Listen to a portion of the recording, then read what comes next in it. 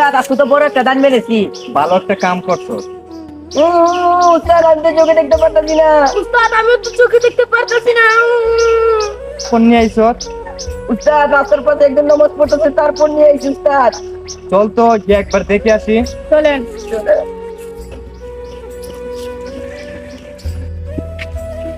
এ ভাই ভাই, আপনি এখানে একটু খারাপ তো। হে ভাই ডাকো কে? আরে ভাইয়া, এখানে কি কারো মোবাইল হারাইছে? হে ভাই মোবাইলটা আমারই ছিল, আমার আম্মুর জন্য কিনছিলাম, কে জানি নিয়ে গেছে। ভাই এরা দুইটা আপনার মোবাইল নিয়ে গেছে, তার জন্য তাড়াতাড়ি এটা বন্ধ হয়ে গেছে। হ্যাঁ ভাই আমাকে মাফ করে দেন ভাই, আমি যেন আবার চোখে দেখতে পারি। ভাই আমি তো তোমাদেরকে ওই সময়ই মাফ করে দিছি। কিন্তু কেন?